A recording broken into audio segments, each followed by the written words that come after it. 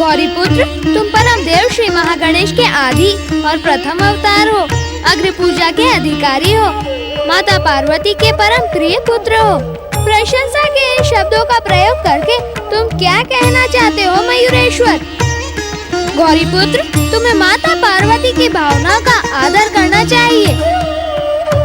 पहले तो ये बताओ मयूरेश्वर, तुम माता पार्वती के पास कब और कैसे पहुंच गए? ये क्यों नहीं पूछते गौरीपुत्र कि मैं फिर से कब, कैसे और क्यों प्रकट हो गया? यह पूछने की आवश्यकता नहीं है मयूरेश्वर, क्योंकि तुम जिस उद्देश्य से पुनः प्रकट हुए हो उसका ज्ञान मुझे परम देव श्री महागणेश की कृपा से हो चुका है। उस विषय पर इस समय चर्चा करने की आवश्यकता नहीं है। तो जो आवश्यकता हो वही चर्चा करो। चर्चा तुम्हें करनी है क्योंकि प्रकट तो तुम हुए हो। मैं तो केवल तुम्हारे प्रकट होने का कारण जानना चाहता हूँ। असमय इस हंसी का कारण गौरीपुत्र, परम देव श्री महागणेश के अवतारों का काम कभी भी असमय नहीं हो सकता। मेरे यहाँ आने का कारण तुम भली बात ही जानते होंगे। अब शीघ्र कैलाश चलकर माता पार्वती का मन शांत करो। तुम समझ कर भी मेरी दुविधा को समझना नहीं चाहते मयूरेश्वर।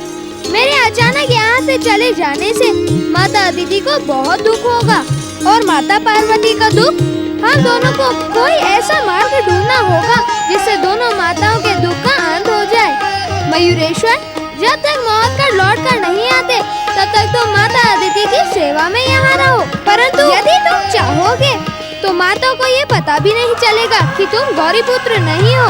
परंतु माता को भ्रमित करने और असत्य बोलने की स्थिति आने ही न देना। तुमने तो देख ही लिया ना कि मैं मीठी मीठी बातें करके माता अदिति को किस प्रकार प्रसन्न रखता हूँ। तुम भी ऐसा ही करना।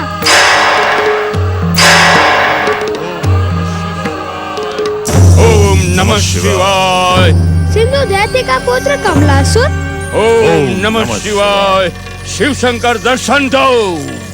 लगता है तपस्या करते करते सिंधु पुत्र कमलासुर अधीर हो चुका है। पिताश्री महादेव इसकी अधीरता को शांत करने के लिए कहीं इससे वरदान न दे डालें। मुझे शीघ्र कैलाश पहुंचकर पिताश्री को सावधान करना होगा। ओम नमः शिवाय। ओम नमः शिवाय। ओम नमः शिवाय। शिव शंकर प्रसन्न हो।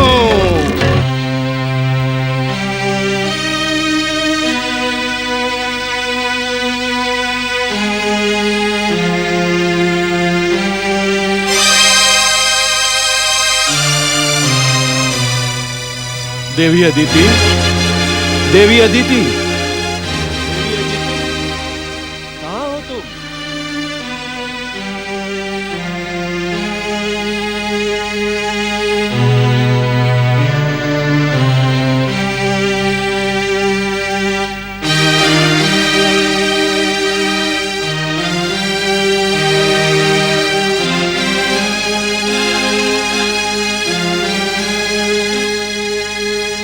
क्या बात है गौरीपुत्र, तुम उदास क्यों हो गए?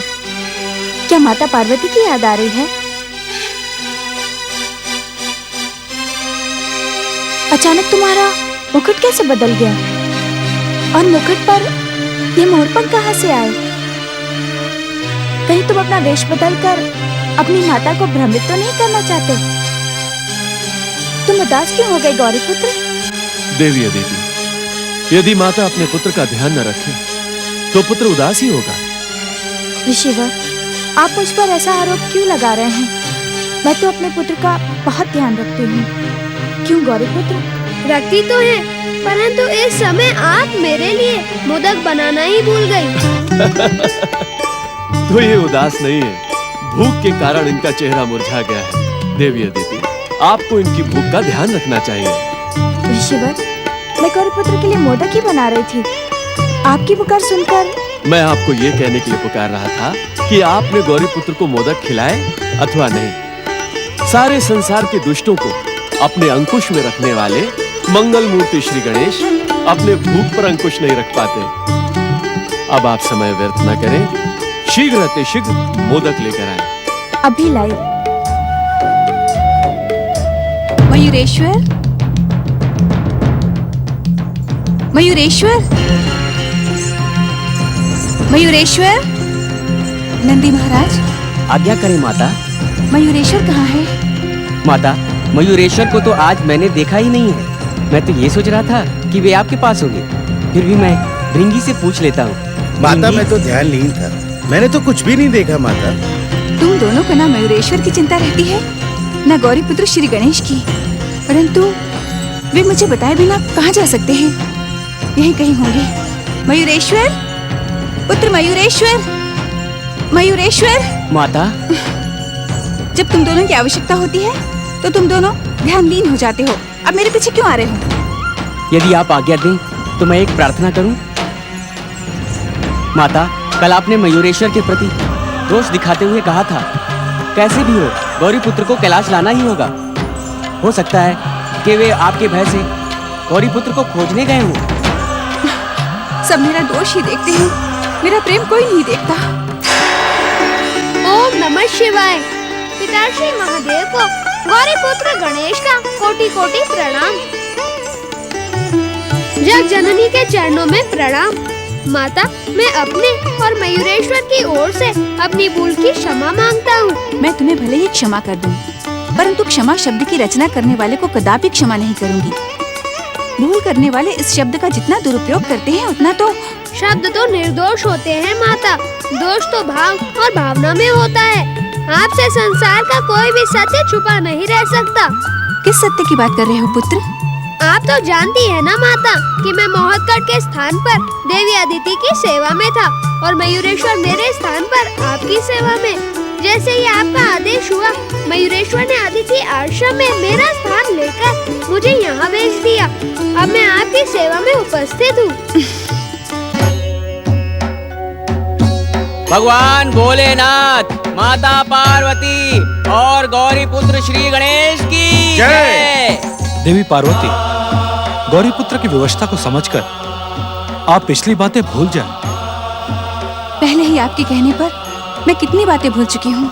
जो बात हृदय को कष्ट दे उसे भूल जाना ही चाहिए। उस बात की पुनरावृत्ति ना हो, ऐसा भी तो प्रयास करना चाहिए। इच्छा होने पर भी हम पुनरावृत्ति को रोक नहीं सकते। आपकी इच्छा से तो ये सारा संसार गतिमान है।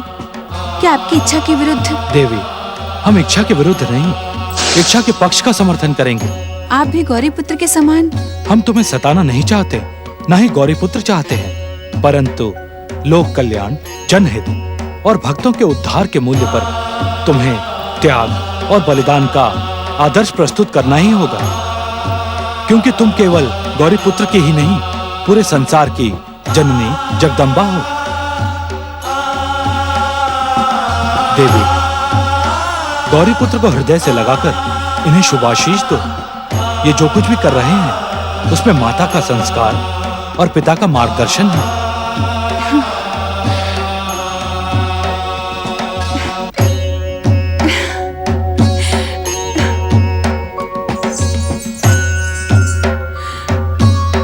भगवान भोलेनाथ, माता पार्वती और गौरी पुत्र श्री गणेश की जय। जय जय श्री मां गणेश, जय जय श्री मां गणेश, जय जय श्री मां गणेश, जय जय श्री मां गणेश, जय जय श्री मां गणेश, जय जय श्री मां गणेश, जय जय श्री मां गणेश, जय जय श्री मां गणेश, जय जय श्री मां गणेश, जय जय श्री मां गणेश, जय जय श्री मां गणेश, जय जय श्री मां गणेश, जय जय श्री मां गणेश। आओ प्रेमगण, जय जय श्री मां गणेश, जय जय श्री मां गणेश, जय जय श्री मां गणेश, जय जय श्री मां गणेश, जय जय श्री मां गणेश।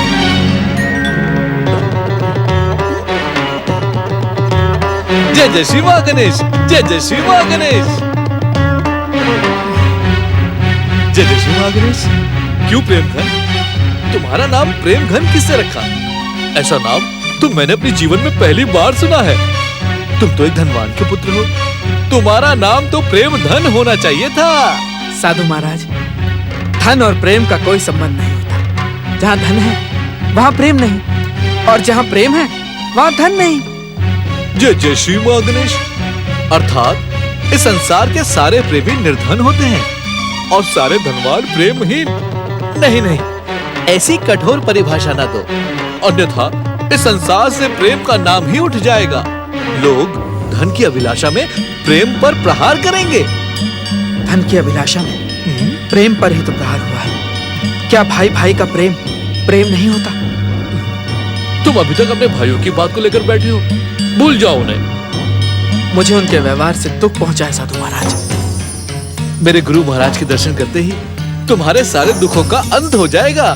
जय जय श्री गणेश। आपके गुरुदेव तो मुझे किसी स्वप्न की भांति दिखाई पड़ते हैं। इतना समय हो गया चलते चलते, पर मुझे अभी तक उनके दर्शन प्राप्त नहीं हुए और ना ही मुझे अपने दुखों से मुक्ति मिली। आखिर कहाँ हैं आपके गुरुदेव? जय जय श्री गणेश। मेरे गुरुदेव, मेरे आराध्य तो मेरे हृदय में विराजमान है प्रेम घन। मैं जब चाहूं उन्हें प्रकट कर लूंगा।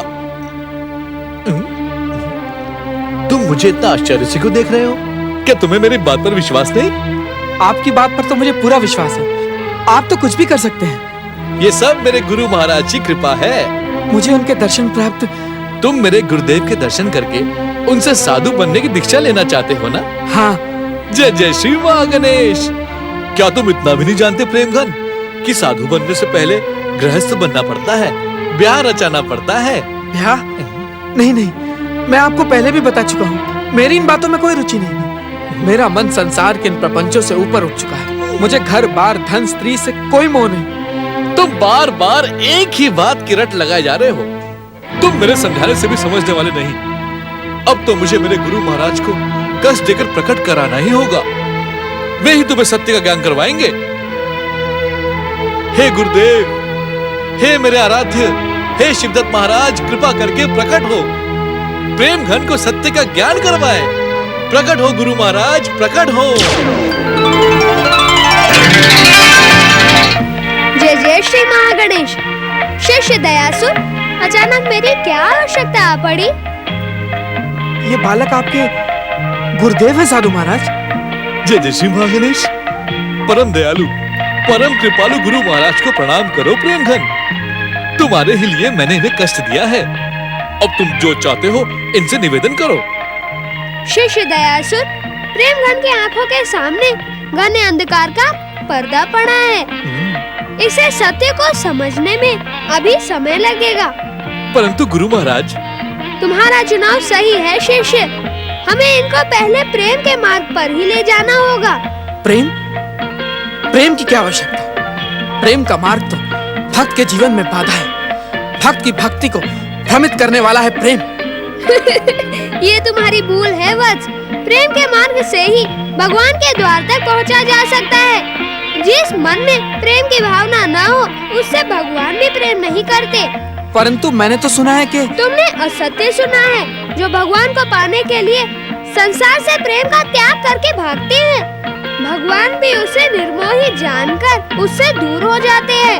जो भगवान के बनाए संसार वासियों से प्रेम नहीं कर सकता, वो भगवान से कैसे प्रेम कर सकता है? परंतु तपस्या, त्याग और वैराग्य तो भगवान तक पहुंचने का सबसे सरल मार्ग है।